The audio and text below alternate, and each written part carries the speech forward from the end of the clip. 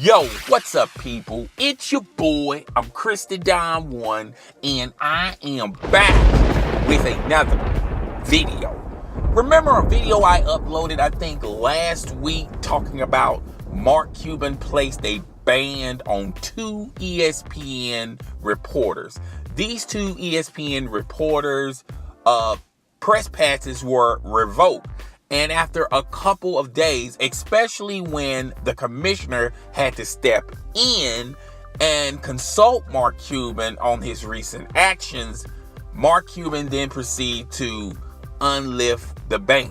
Now we know why he placed a ban on these two particular ESPN journalists. And I'm talking about Mark Stein and Tim. I hate to say his name because I know a lot of you guys are going to hit me down below in the comment section. I do butcher names. I'm going to say his last name is Tim McMahon. All right.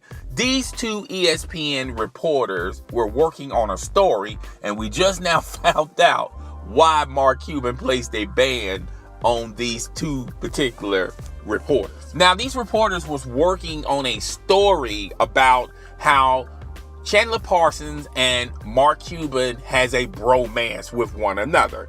They like to talk to one another, and they even go to the bar, share a couple of drinks. And this friendship kind of hurt and stunt the relationship and the growth of everyone in the Mavericks organization, as well as the team players, okay? And in some cases, a lot of these relationships became very icy, okay? Now, when Chandler Parsons became a free agent this past summer, Mark Cuban thought in his mind that, hey, I'm cool with Dirk. Dirk accepted less so I can add more talent to the roster. I have a bromance with Chandler Parsons. He's going to probably do the same thing, okay? But Chandler Parsons was trying to seek a max deal, all right?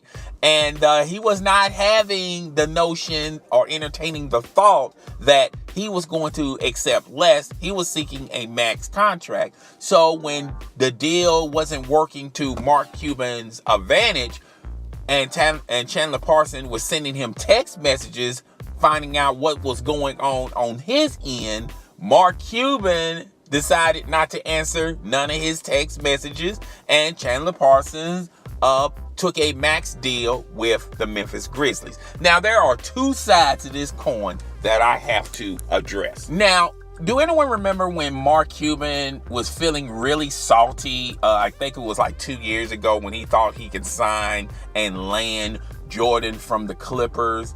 And when the deal didn't materialize and when it fell through and he decided to go back to the Clippers, Mark Cuban was on this crying one-man show book tour about how Mr. Jordan didn't handle that situation very well, and he didn't answer none of my text messages. He could at least call me back and say he's going back to the Clippers, this, that, and the third. Remember all that noise and that drama he was talking about? He sounded like a drama queen 2 years ago.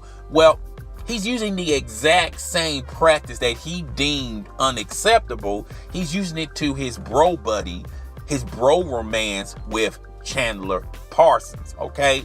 So you can't criticize someone doing something and then you chose to use that same type of practice, okay? And secondly, this is a prime example and a prime reason why superiors should not have relationships with their co-workers. And it doesn't matter if it's a friendship, a kinship, a bromance, a romance, an intimate type relationship. When you have those type of relationships, you're stepping over the line. Now, it's cool to have a working relationship with your co-workers, but anything more than that, you're truly stepping over the line and you're truly placing the relationship over business, okay?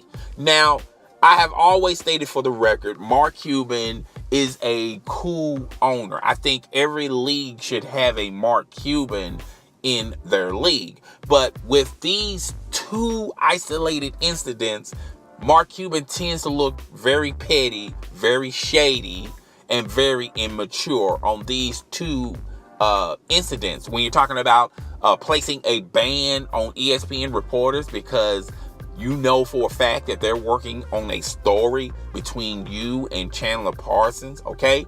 And when Chandler Parsons is, communicating with you through text messages, you're not replying back to him because he's not saying what you want to hear, okay?